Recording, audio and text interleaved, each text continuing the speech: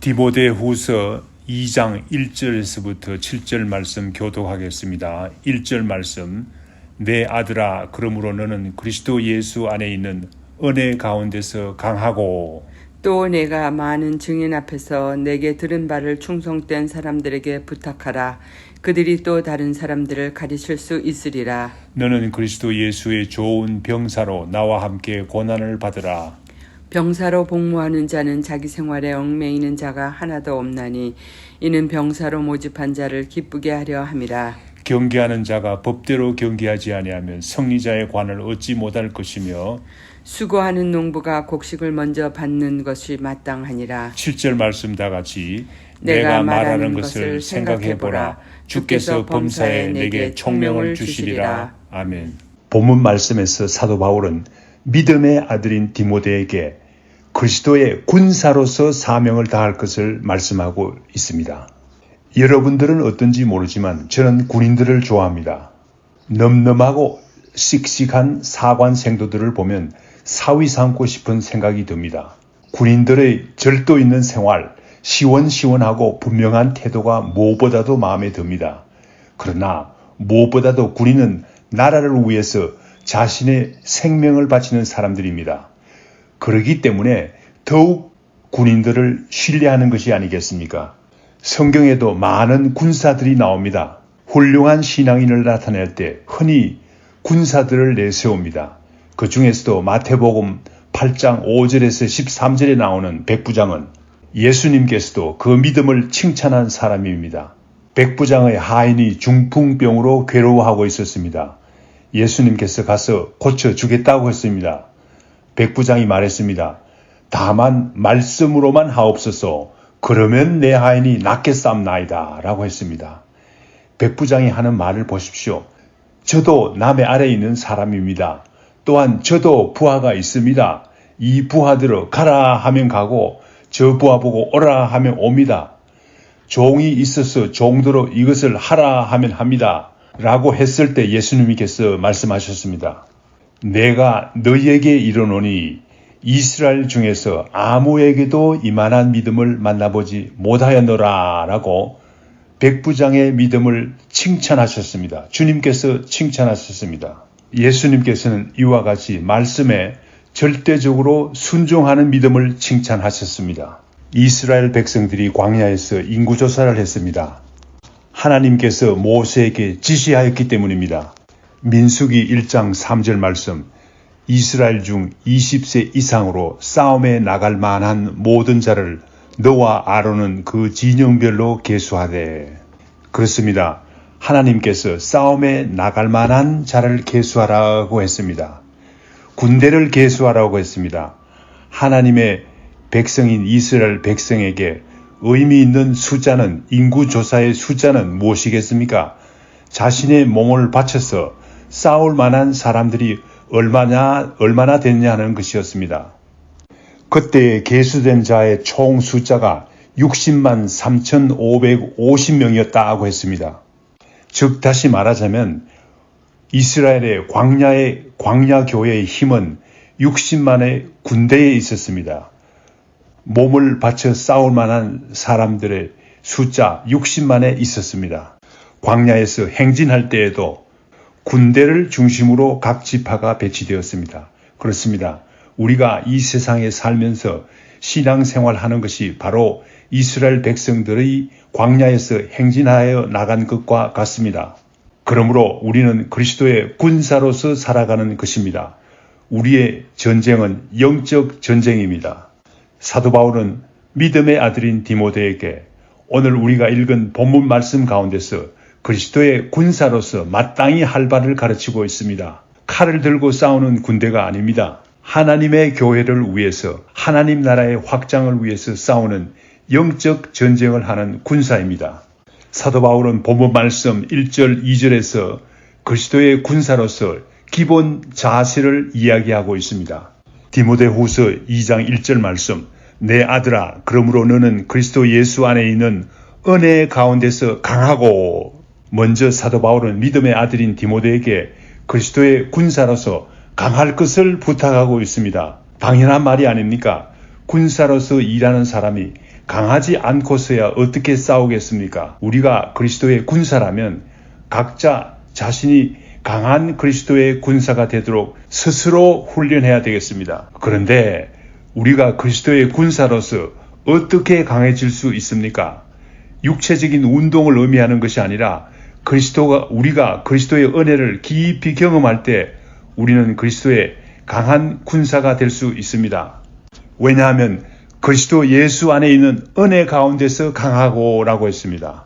우리가 그리스도의 은혜를 깊이 경험할 때 우리는 그리스도의 강한 군사가 될 수 있다고 합니다. 나이가 젊다고 강한 사람이 아닙니다. 나이 많으신 권사님들도 강해질 수 있습니다. 그리스도의 은혜를 깊이 경험한 사람은 강한 그리스도의 군사가 될 수 있습니다. 어떻게 막연한 것 같습니까?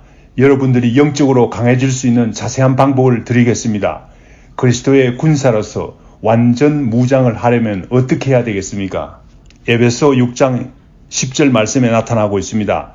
끝으로 너희가 주 안에서와 그 힘의 능력으로 강건하여 지고 마귀의 관계를 능히 대적하기 위하여 하나님의 전신갑주를 입으라 라고 했습니다. 그렇습니다. 우리가 하나님의 전신갑주를 입을 때 우리는 영적 전투를 위해서 강한 그리스도의 군사가 될 수 있습니다. 하나님께서 주시는 전신갑주는 무엇을 의미합니까? 주님께서 은혜로 주신 것들입니다. 마귀를 대적하기 위해서 꼭 필요한 우리를 보호하는 장치입니다. 대적을 이기기 위한 무기입니다. 먼저 진리로 허리띠를 졸라매라고 합니다. 똑바로 서야 되겠습니다. 의에 흉배를 붙이라는 말은 무슨 말입니까? 우리가 과거에는 죄인으로서 떳떳한 그리스도의 군사가 될 수 없었습니다. 사단은 우리를 이와 같이 참소합니다. 그렇지만 하나님의 은혜로서 우리가 떳떳한 의인이 되었다는 것입니다. 복음의 신을 신고 있으면 마음이 평안합니다. 아무리 어려운 영적 전투가 있어도 우리는 마음이 평안합니다. 우리가 강한 믿음을 가질 때 악한 자가 불화살을 쏘아대며 우리를 공격해도 우리는 막아낼 수 있습니다. 구원받았다는 확신은 바로 머리에 쓰는 투구와 같습니다. 하나님의 말씀은 달려드는 적들을 공격하는 무기가 됩니다. 오늘 본문 말씀에서 사도 바울은 그리스도의 군사로서 두 번째 중요한 기본 자세를 이야기하고 있습니다. 2절 말씀에 나옵니다. 사도 바울은 디모데에게 다른 사람들을 가르쳐서 같이 일할 것을 말씀하고 있습니다. 혼자서 모든 일을 하려고 너무 힘쓰지 말고 그리스도의 군사로서 팀워크를 하라는 말씀입니다. 그리스도의 군사로서 일하는 사람들은 팀워크를 하려는 마음의 자세가 필요합니다. 충성스러운 사람들을 잘 가르쳐서 잘 배운 사람은 또 다른 사람을 가르치고 해서 여럿이 같이 일하라는 것입니다. 우리 말에도 백지장도 맞들면 낫다라고 하지 않습니까? 전도서 4장 12절 말씀, 한 사람이면 패하겠거니와 두 사람은 능히 당하나니 삼겹줄은 쉽게 끊어지지 아니하느니라 라고 했습니다. 주의 일은 효과적으로 능률적으로 확실하게 분명하게 해야 합니다. 그러기 위해서는 팀워크를 해야 합니다. 팀워크로 하자면 사람이 필요합니다. 말하자면 같이 일할 사람이 필요합니다. 아무리 좋은 이론이라도 같이 일할 사람이 없으면 팀워크를 할 수 없습니다. 같이 일할 사람을 만들어야 되겠습니다. 본문 말씀 3절에서 5절 말씀에서는 사도 바울은 그리스도의 군사로서의 복무 규정을 이야기하고 있습니다. 어떤 복무 규정이 있습니까? 첫째, 그리스도의 군사는 어려움을 이길 준비가 되어 있는 사람입니다. 사도 바울은 나와 함께 고난을 받을 준비가 되어 있어야 한다 하고 3절 말씀에서 밝히고 있습니다. 바울은 고린도 후서 11장 24절에서 27절에서 복음을 전가하다가 당한 어려움을 밝히고 있습니다. 40에 하나 감한 매를 5번 맞았으며 3번 태장으로 맞고 1번 돌로 맞고 3번 파선하는데 일주야를 기품해서 지냈으며 27절 또 수고하며 애쓰고 여러 번 자지 못하고 줄이며 목마르고 여러 번 굶고 춥고 헐벗어노라 라고 했습니다. 그러나 사도 바울은 복음 전거의 사명을 그만두지 않았습니다. 어려움 가운데서도 복음 증거의 사명을 그만두지 않았습니다. 그리스도의 군사로서 복무 규정의 첫째는 어려움을 이길 마음의 준비가 된 사람입니다. 집사나 혹은 장로로서 주님의 몸된 교회를 위해서 일하는 사람이 조그마한 어려움을 당해서 쉽게 물러서는 사람이라면 주의 군사로서 적합하지 않는 사람입니다. 하나님의 나라의 확장은 어려움을 이길 준비가 되어 있는 사람에 의해서 이루어집니다. 그리스도의 군사로서 복무 규정 두 번째는 4절 말씀에 나옵니다. 4절 말씀, 병사로서 복무하는 자는 자기 생활에 얽매이는 자가 하나도 없나니 이는 병사로서 모집한 자를 기쁘게 하려 함이라. 그렇습니다. 두 번째 복무 규정은 자기 생활에 얽매이지 않아야 한다고 합니다. 왜냐하면 그리스도의 군사는 우리 주님을 기쁘시게 하기 위해서 나선 사람입니다. 자기 생활에 얽매여서 주의 일을 2차, 3차로 제쳐놓은 사람이라면 그리스도의 군사로서 적합하지 않다는 말입니다. 그리스도의 군사는 그리스도를 기쁘게 하는 것이 첫째 우선순위입니다. 여기에서 자기 일에 얽매이지 않는 사람이라면 어떤 사람을 말합니까? 가정에서 맡은 일, 직장에서 맡은 일을 팽개치고 주의 일을 한다는 말이 아니지요. 그렇지 않습니다. 가정이 있는 사람이면 가정의 일을 잘 정리해 놓으면 온 가정이 주의 일을 같이 할 수 있지 않습니까? 이런 사람은 오히려 주의 일을 하는데 날개를 단 사람과 같습니다. 직장 일이 많아서 주의 일을 못한다고 핑계대는 사람도 있습니다. 그러나 직장의 일도 잘 정리해 놓으면 직장 일에 얽매이는 것이 아니라 주의 일하는데 도움이 됩니다. 오히려 도움이 됩니다. 유대인들의 우화 중에 다음과 같은 재미있는 이야기가 있습니다. 하나님께서 천지 창조를 하실 때 일입니다. 하나님께서 각종 동물을 만들었습니다. 새들이 불평을 했습니다. 하나님께서 왜 우리 새들에게는 가늘고 약한 다리를 주셨습니까? 거기다가 무거운 짐을 어깨에다 매달아 놓았습니까? 라고 불평을 했다고 합니다. 그 중에 용기 있는 독수리가 어깨를 움직여 보았습니다. 그랬더니만 온몸이 가벼워지고 공중을 날 수가 있었습니다. 여러분들이 맡은 어려운 일들은 주의 일을 하는데 방해되는 것이 아니라 잘 정리해 놓으면 오히려 주의 일을 하는데 도움이 되는 것입니다. 세 번째 복무 규정은 5절에 나옵니다. 5절 말씀, 경계하는 자가 법대로 경계하지 아니하면 승리자의 관을 얻지 못할 것이며 라고 했습니다. 규정을 지키지 아니하면 면류관을 얻지 못한다는 말입니다. 승리의 면류관을 얻지 못한다는 말입니다. 아무리 능력이 많아도 육상 선수가 법대로 경기하지 않으면 승리의 면류관을 쓸 수가 없죠. 법대로 하지 않으면 실격된다는 사실을 우리는 잘 알고 있지 않습니까? 올림픽에서 있었던 일을 기억하지요. 올림픽에서 금메달을 땄습니다. 그러나 검사 결과 약물 복용을 한 사실이 밝혀졌습니다. 그 사람은 금메달을 반납했어야 됐습니다. 오늘 본문 말씀 6절에서 7절 말씀에서는 그리스도의 군사들에게 주시는 상벌에 대해서 이야기하고 있습니다. 제가 상벌이라고 이야기했지만은 사실상 격려와 위로입니다. 그리스도의 군사 되기가 얼마나 어렵습니까? 교회 봉사하기가 얼마나 어렵습니까? 그러나 그리스도 군사로서 일하는 사람들에게 주시는 격려와 위로가 있습니다. 먼저 6절 말씀에 보니 수고하는 농부가 곡식을 먼저 받는다고 했습니다. 먹을 곡식을 먼저 받는다는 말이 아닙니까? 이와 같이 주의 일을 하는 사람들에게 먹을 것을 주십니다. 우리 주님께서는 이 세상의 천지 만물을 다 주관하는 분이십니다.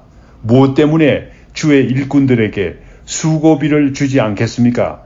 여기서 말하는 수고비라는 것은 교역자들이 받는 월급만을 이야기하는 것이 아닙니다. 좀 넓게 생각해 봅시다. 하나님께서 우리에게 베풀어 주시는 모든 은혜가 수고비가 아니겠습니까? 우리에게 주시는 격려가 아니겠습니까? 위로가 아니겠습니까? 하나님께서 우리에게 주시는 수고비는 우리가 생각하는 것보다 훨씬 값집니다. 제가 아는 교회가 있습니다. 이 교회는 목사님과 여러 장로들이 계십니다. 목사님이 얼마나 무능한지 뭐 제대로 하는 것이 없어요. 그러나 장로님들이 하나같이 그 목사님을 모시고 어려운 교회를 지켰다고 합니다. 10년 이상 지나면서 장로님들은 깨달은 사실이 있다고 합니다. 하나님께서 지켜주셔서 장로님들의 자녀가 하나같이 영적으로나 사회적으로나 다 잘 되더라는 것입니다. 이런 교회가 제 주위에 있습니다. 사도 바울은 또 다른 위로와 격려를 7절 말씀에서 밝히고 있습니다. 7절 말씀, 내가 말하는 것을 생각해보라. 주께서 범사에 내게 총명을 주시리라. 그렇습니다. 그리스도의 군사로서 일하는 사람들에게 총명을 주신다고 했습니다. 주의 일하는 것이 쉬운 일이 아닙니다. 주님께서 주시는 지혜와 총명이 없이 주의 일을 할 수 없습니다. 비록 내가 지금은 지혜와 총명이 부족해서 주의 일을 하기에 부족하지만 주의 군사로서 나서서 일하려 할 때에 주님께서 지혜와 총명을 주신다는 말씀입니다. 야고보서 1장 5절 말씀에 너희 중에 누구든지 지혜가 부족하거든 모든 사람에게 후히 주시고 꾸짖지 아니하시는 하나님께 구하라. 그리하면 주시리라 라고 했습니다. 여러분 주위를 잘 살펴보십시오. 놀라운 주의 일을 하시는 분들을 살펴보십시오. 알 수 있지 않습니까? 인간적으로는 보잘것없어 보이는 사람인데 놀라운 주의 일을 하는 귀한 분들을 보지 않습니까? 누구라고 지칭 안 해도 여러분들 잘 알 수 있지 않습니까? 주님께서 모든 일에 총명을 주셨기 때문에 그렇게 하시는 것입니다. 여러분도 주님께서 총명을 주실 때 놀라운 주의 일을 하실 수 있습니다. 다 같이 기도하겠습니다. 주님 감사합니다. 말씀의 은혜를 주신 것 감사합니다. 어려운 가운데서도 생명을 걸고 모든 일에 임하는 그리스도의 진정한 군사로서 일하게 하옵소서. 주님, 저희들은 힘과 능력이 부족합니다. 주님께서 주시는 은혜의 능력으로 하기를 원합니다. 고난에 처해서도 주님을 부정하는 사람이 되지 않게 하옵시기를 간절히 빌고 원하옵나이다. 어려움을 이기고 주의 말씀을 순종하는 사람들이 되게 하옵소서. 어려움에 처해서는 사도 바울의 마음을 배울 수 있게 하옵소서. 그러나 주님, 저희들은 주님의 위로와 격려가 필요한 사람들입니다. 주님의 위로와 격려 없이는 일할 수 없는 사람들입니다. 주님께서 주시는 위로와 격려로, 주님께서 주시는 총명으로 일할 수 있는 사람들이 되게 하옵소서. 이 모든 말씀 예수님 이름으로 기도드립니다. 아멘.